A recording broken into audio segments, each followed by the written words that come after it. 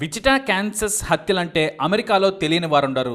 America సమాజంలో కొత్త సైకోలను పరిచయం చేశారు ఇద్దరు brothers, Reginald car, Jonathan car. వీరిద్దరూ బయటకు వచ్చారంటే ఏదో ఒక నేరం చేసి కానీ ఇంటికి వెళ్లారు. వీరిద్దరి బాల్యం దారుణంగా గడిచింది. బహుశా అందుకే వాళ్ళు అమెరికా పోలీసులకు తలనొప్పిగా మారి నేరస్తులుగా ఎదిగి ఉండవచ్చు. తండ్రి వీరిని వదిలేసి వెళ్ళిపోయాడు. తల్లి రోజుకో బాయ్ ఫ్రెండ్తో తిరిగేది. ఆమెకు మద్యం, మత్తుమందు తప్ప మరో లోకం ఉండేది కాదు. ఎవరు డబ్బులు ఇస్తే వాడితో తిరిగేది. ఇక తన తల్లి బాయ్ ఫ్రెండ్స్ వీరిని చితకబాదేవారు. ఆ బాల్యానికి తోడు తల్లి నిర్లక్ష్యం కారణంగా వారి చెల్లె చనిపోయింది. ఇంకా చెప్పాలంటే తల్లే చంపింది. కొన ఊపిరితో ఉన్న ఆసుపత్రికి తీసుకెళ్లలేదు. చెల్లెలు చనిపోతున్న కార్ బ్రదర్స్ తల్లి వేరే మగాడితో బెడ్రూమ్లో ఎంజాయ్ చేసింది. చనిపోయాక కూల్గా అంత్యక్రియలు చేసి ఏమీ జరగనట్లే ప్రవర్తించింది.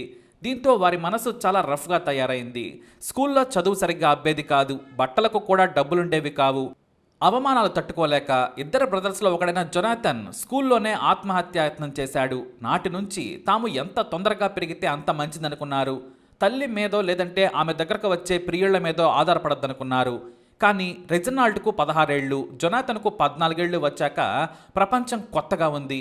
డబ్బు సంపాదన అంత సులువు కాదనుకున్నారు. వారి వయస్సుకు ఉద్యోగం రాదు, ఎవరో పనిలో కూడా పెట్టుకోరు, కానీ డబ్బులు కావాలి. దీంతో నేరాల బాట పట్టారు. దొంగతనాలు, దోపిడీలు. ఎవరైనా వృద్ధులు ఒంటరిగా ఉంటే తుపాకీ చూపించి దోచుకోవడం కామన్ అయిపోయింది. సులభంగా డబ్బులు వస్తూ ఉండడంతో జీవితాన్ని దారిలో పెట్టాలనుకోలేదు. మద్యానికి బానిసలయ్యారు. కానీ వీరిద్దరూ తమ మధ్యకు వేరే వ్యక్తులను రానిచ్చేవారు కాదు. బ్రదర్స్ అయినా సరే ప్రాణ స్నేహితుల్లా ఉండేవారు. అలా నేరాలు చేస్తూ పోలీసులకు చిక్కకుండా కాలం వెళ్లదీశారు. అలా దొంగతనాలతో రెజినాల్డ్కు 22 ఏళ్ళు, జొనాథన్కు 20 ఏళ్ళు వచ్చాక నేరాలు చేయడాన్ని ఎంజాయ్ చేసేవారు. సరదాగా కత్తి చూపించి దోచుకుంటుంటే వారికి నవ్వొచ్చేసేది. అవతలి వారికి ప్రాణ భయం కలిగేది. ఇదో కొత్త రకం నేరస్తుల ప్రవర్తన. నేరం చేయడం సరదా, దోచుకోవడం అంటే వారికి ఎంటర్టైన్మెంట్. పోలీసులకు దొరకకుండా నిర్మానుష్యంగా ఉండే ప్రాంతాల్లో ఈ బ్రదర్స్ దోపిడీలకు ప్లాన్ చేసేవారు. అలా తమ సొంత సిటీలో కాకుండా ఇంతకుముందు చేయని కొత్త నేరాన్ని చేద్దామని విచిటా క్యాన్సస్కు వెళ్లారు. సిటీ మొత్తం తిరిగారు. రాత్రి సమయం కోసం వేచి చూశారు బ్రదర్స్. విచిటా సిటీ అవుట్స్కట్స్లో రాత్రి 9 గంటలకు ఒక చోట పాడుపడ్డ భవనం దగ్గర కారులో వేచి ఉన్నారు. మంచు కురుస్తోంది. జనసంచారం లేదు. టెంపరేచర్ గంట గంటకు పడిపోతుంది. ఆ క్రమంలోనే ఆండ్రూ షోయిబర్ అనే అతను పక్కనే ఉన్న మాల్లో సరుకులు కొనుక్కొని వచ్చాడు. ఆ తర్వాత ఏమైందో కానీ దురదృష్టం కొద్దీ ఆ యువకుడు కారు దిగాడు. ఏదో ఫోన్లో మాట్లాడుతుండగా కారులో దగ్గరకు వెళ్ళి అడ్రస్ అడుగుతున్నట్లు నటించారు కార్ బ్రదర్స్. ఆ వెంటనే ఇద్దరు తుపాకీ తీసి తల మీద పెట్టారు. ఆ తర్వాత అతని కారులోనే రెజినాల్డ్ కూర్చున్నాడు. ఆండ్రూని ఏటీఎం దగ్గరకు తీసుకెళ్లమని డబ్బులు డ్రా చేయించారు. అతని క్రెడిట్ కార్డు మీద షాపింగ్ చేశారు. దాదాపు $4,000 మేర ఆండ్రూకు టోపీ పెట్టారు. అతను ప్రాణభయంతో వారు చెప్పింది చేశాడు. ఇక ఇతని ఫోన్ను లాక్కొని ధ్వంసం చేసి కారు టైర్లను కాల్చివేశారు. ఆ తర్వాత అక్కడి నుంచి పారిపోయారు. వారు వెళ్లిన వెంటనే పోలీసులకు ఫిర్యాదు చేశాడు ఆండ్రూ. ఇది జరిగిన 2 రోజుల తర్వాత ఒక నిర్మానుష్యంగా ఉన్న కాలనీలోకి వెళ్లారు. లిండా యాన్ వ్యాలంటా అనే మహిళ ఒంటరిగా డ్రైవ్ చేసుకుంటూ వెళ్లడం గమనించారు. ఆమె కారులో మరెవ్వరూ లేరు. కాలనీ మొత్తం ప్రశాంతంగా ఉంది. దాదాపు 2 కిలోమీటర్లు ఆమె వెనకాలే వెళ్లారు కారు సోదరులు. అయితే తనను ఫాలో అవుతున్నారని ఆమె గమనించి కారును ఆపింది. జొనాథన్ కారు దిగి ఆమె దగ్గరకు వెళ్ళాడు. అయితే ఆమె విండోను పూర్తిగా తెరవకుండా నన్నెందుకు ఫాలో అవుతున్నారని అడిగింది. అడ్రస్ చెబుతారా అంటూ తలను కాస్త వంచాడు. కానీ అతని మొహం చూడగానే ఆమెకు అనుమానం కలిగింది. కారును రివర్స్ చేసి పారిపోవాలి అనుకునే సమయంలోనే జొనాథన్ 3 రౌండ్ల బుల్లెట్లను తలలోకి దించాడు. ఆమె స్పాట్లోనే చనిపోయింది. కారులో ఉన్న బ్యాగ్లోని డబ్బులను, ఆమె చేతి రింగును దొంగిలించి పారిపోయారు. ఆ సమయంలో తుపాకీ చప్పుడు విన్న ఒక యువకుడు వారి వైపు రావడం గమనించి కార్ బ్రదర్స్ పారిపోయారు. ఈ ఘటన విచిటా సిటీ పోలీసులకు షాక్ ఇచ్చింది. ఇంతకుముందు ఆండ్రూ చెప్పిన డిస్క్రిప్షన్ను బట్టి ఈ 2 నేరాలు ఒకరే చేసి ఉంటారని వారికి అర్థమైంది. పోలీసులు హంతకుల నమూనా స్కెచ్లను మీడియాలో విరివిగా ప్రచారం చేశారు. హంతకుల కోసం ప్రత్యేక టీంలు వేట మొదలుపెట్టాయి. డిసెంబర్ 14, 2000 విచిటా సిటీ మాత్రమే కాదు, యావత్ అమెరికా తమ గురించి మాట్లాడుకునే భయంకరమైన నేరం చేశారు కార్ బ్రదర్స్.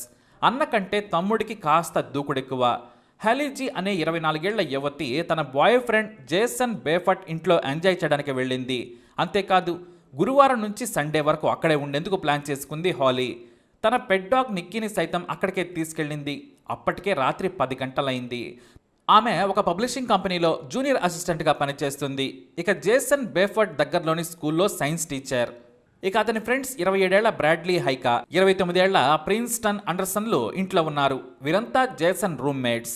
ఇక జేసన్ రావడానికి ఆలస్యం అవుతుందని తెలిసి అతని స్నేహితులతో కలిసి డిన్నర్ చేసి జేసన్ బెడ్రూమ్లోకి వెళ్ళి పడుకుంది హాలీ.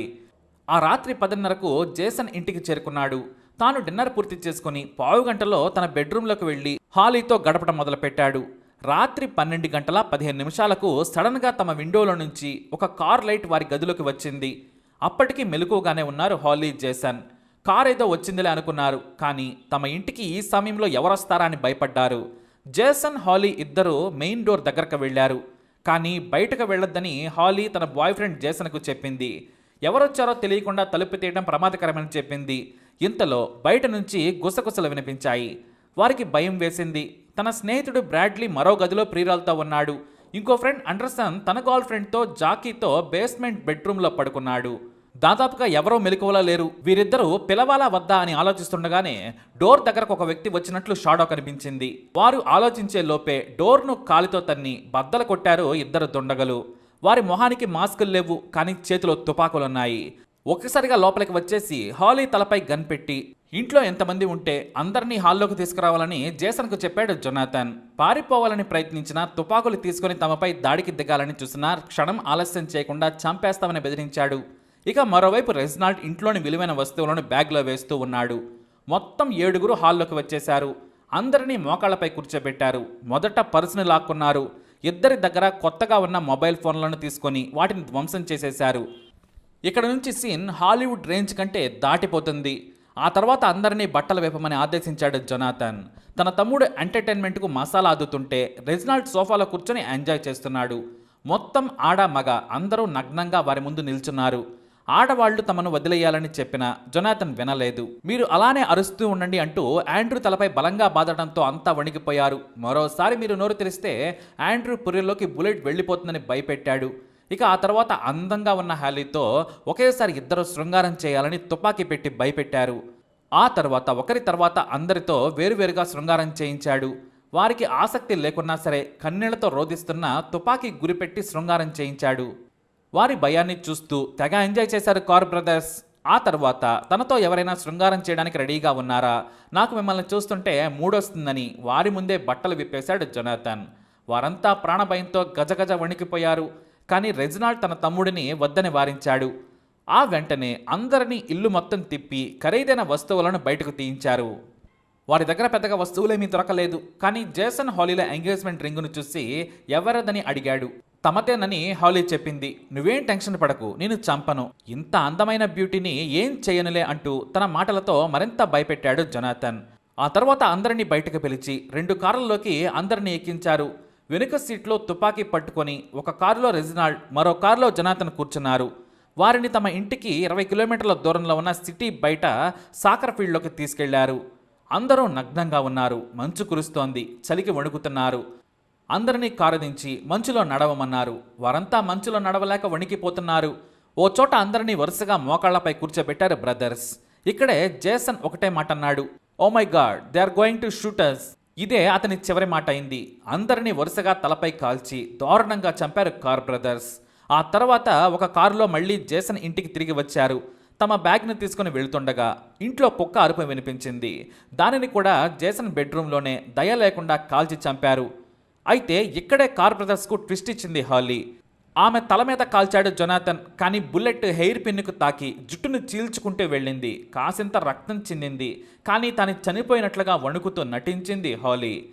పైగా చీకటిగా ఉండడంతో ఆమె ఊపిరి తీసుకుంటున్నా వణుకుతున్నా వారు గమనించలేకపోయారు. ఇక బయట నుంచి ఏవో వాహనాల శబ్దం వినడంతో తొందరగా పారిపోయారు వాళ్ళిద్దరూ.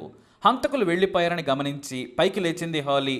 4 గంటల క్రితం సంతోషంగా ఉన్న వారంతా నగ్నంగా మంచులో శవాలై ఉండడం చూసి వణికిపోయింది. ఇక వెంటనే నగ్నంగా సాకర్ ఫీల్డ్ దాటి బయటకొచ్చింది. రోడ్డు మీద నుంచి కాకుండా చీకట్లో చెట్ల మధ్య నుంచి పరిగెత్తుకుంటూ వెళ్ళిపోయింది. ఓవైపు మంచు నగ్నంగా చలిలో ప్రాణభయంతో పరుగులు పెట్టింది. సాయం చేసేవారి కోసం వెతుకుతోంది. రోడ్డు మీద వాహనాలు వెళుతున్నాయి. కానీ తాను బ్రతికి ఉన్నానని తెలిసి వెనక్కి వచ్చి చంపుతారేమోనని ఆమె వెహికల్స్ను ఆపలేదు. దాదాపు 2 కిలోమీటర్లు పరిగెత్తిన తర్వాత కొంత దూరంలో ఒంటరిగా ఒక ఇల్లు కనిపించింది. ఆ ఇంటిని చూడగానే ధైర్యం వచ్చింది. ఎందుకంటే క్రిస్మస్ కోసం ఇంటిని లైట్లతో అలంకరించారు. ఇంటి ముందు ఓ కార్ ఆగి ఉంది. ధైర్యం తెచ్చుకొని 2 గంటల 10 నిమిషాలకు ఆ ఇంటి డోర్ను పదే పదే బాదింది హాలీ. ఇంట్లో వారు కంగారు పడ్డారు. ఎవరై ఉండొచ్చని మొదట డోర్ తీయలేదు. కానీ ఒక విండో దగ్గరకు వెళ్ళి హెల్ప్ అంటూ అరిచింది హాలీ. నగ్నంగా ఉన్న మహిళను చూసి వెంటనే భార్యాభర్తలు తలుపు తీశారు. ఏమైందని ఆమెను అడిగినా సమాధానమివ్వలేదు. ముందు డోర్ వేయమని చెప్పింది. ఆ ఇంటి మహిళ ఓ శాలువా తెచ్చి ఆమె ఒంటిపై కప్పింది. అర్జెంటుగా 911కి ఫోన్ చేయమని కోరింది. వెంటనే ఆ మహిళ 911కి ఫోన్ చేసి హాలీకి ఇచ్చింది. జరిగిన ఘటన మొత్తం ఫోన్లో చెప్పడంతో మీరు సేఫ్గా ఉన్నారు, భయపడొద్దని అభయహస్తం ఇచ్చారు పోలీసులు. ఒక టీం జేసన్ ఇంటికి వెళ్ళింది. అది కూడా బ్యాకప్ టీంతో. మరో టీం హాలీని పికప్ చేసుకునేందుకు వెళ్లారు. ఇక కాఫీ ఇచ్చి హాలీకి తన బట్టలు ఇచ్చింది మహిళ. 10 నిమిషాలలో పోలీస్ కారు వారి ఇంటికి చేరుకుంది. ఆమెను హాస్పిటల్కి తీసుకెళ్లాల్సిన పరిస్థితి ఏమీ లేదు. కానీ హంతకులను పట్టుకోమని కోరడంతో జేసన్ ఇంటికి హాలీని తీసుకెళ్లి విచారణ చేశారు. అయితే జేసన్కు ఉన్న పికప్ ట్రక్ ఇంటి ముందు లేదు. దీంతో ఆ పికప్ ట్రక్ను దొంగిలించారని పోలీసులు అర్థం చేసుకున్నారు. పికప్ ట్రక్ గుర్తులతో మీడియాలో హంతకులను గుర్తించేందుకు సాయం చేయాలని ప్రజలను కోరారు పోలీసులు. పికప్ ట్రక్ నంబర్, కలర్తో పాటు మొత్తం డీటెయిల్స్ను టీవీల్లో ప్రసారం చేశారు. సిటీ మొత్తం ఈ హత్యలతో అట్టుడికిపోయింది. అంతెందుకు నాటి అధ్యక్షుడు బిల్ క్లింటన్ ఈ ఘటనపై షాక్ అయ్యారు. హంతకులను పట్టుకోవాలని, కాన్సస్ పోలీసులకు సాయం చేయాలని ఎఫ్బీఐని ఆదేశించారు. అయితే రాత్రి సమయంలో బయట తిరిగితే దొరుకుతామనే భయంతో రెజ్నాల్డ్ తన గర్ల్ ఫ్రెండ్ ఇంటికి చేరుకున్నాడు. కానీ తెల్లారేసరికే హాలీ బ్రతికుందని తెలిసి వణికిపోయాడు. పైగా పికప్ ట్రక్ ఇంటి ముందు ఉంది. పికప్ ట్రక్ను వేరే చోట వదిలేసి పారిపోవాలనుకున్నాడు. కానీ అప్పటికే ఎదురింటి ఓ వ్యక్తి మీరు వెతుకుతున్న పికప్ ట్రక్ మా ఇంటి ముందు ఉందని పోలీసులకు సమాచారం ఇచ్చాడు. ఆ వెహికల్ను వేరే చోట వదిలేసి తన సొంత సిటీకి పారిపోవాలనుకున్నాడు రెజినాల్డ్. కాకపోతే అప్పటికే పోలీసులు 10 వాహనాల్లో ఇంటిని చుట్టుముట్టారు. అతని అరెస్టుతో జొనాథన్ను కూడా పట్టుకున్నారు పోలీసులు. ఒక హెయిర్ పిన్ హాలీని కాపాడుతుందని కలలో కూడా ఊహించలేదన్నాడు జొనాథన్. ఇక సరదాగా ఎంజాయ్ కోసం ఈ హత్యలు, దోపిడీ చేశామని చెప్పి యావత్ సమాజాన్ని షాక్ గురి చేశారు. నేరం చేస్తుంటే మజా వస్తుంది, అందుకోసమే ఇలా చేశామన్నారు సైకో బ్రదర్స్. పక్కా ఆధారాలు, ప్రత్యక్ష బాధితులు ఉండడంతో అన్నదమ్ములిద్దరికి కోర్టు మరణశిక్ష విధించింది. సుప్రీంకోర్టు సైతం వారికి మరణశిక్షే సరైనదని తీర్పు ఇవ్వడంతో పోలీసులు మరణశిక్షను అమలు చేశారు. విషపు ఇంజెక్షన్ ఇచ్చి అన్నదమ్ములిద్దరిని ఒకేసారి ప్రాణం తీశారు పోలీసులు. అది కూడా వారు హత్యలు చేసిన 2 ఏళ్లలోనే. 2002లోనే వారి మరణశిక్షలు అమలు చేశారు. అయితే నాటికి వారి తల్లి బ్రతికే ఉంది. కానీ మృతదేహాలను తీసుకునేందుకు ఆమె రాలేదు. దీంతో పోలీసులే ఖననం చేశారు. ఇది హాలీవుడ్ రేంజ్ క్రైమ్ థ్రిల్లర్. మరి ఇలాంటి ఇన్ఫర్మేషన్స్ కోసం వీడియో లైక్ చేయండి, షేర్ చేయండి, మా ఛానల్ సబ్స్క్రైబ్ చేసుకోండి.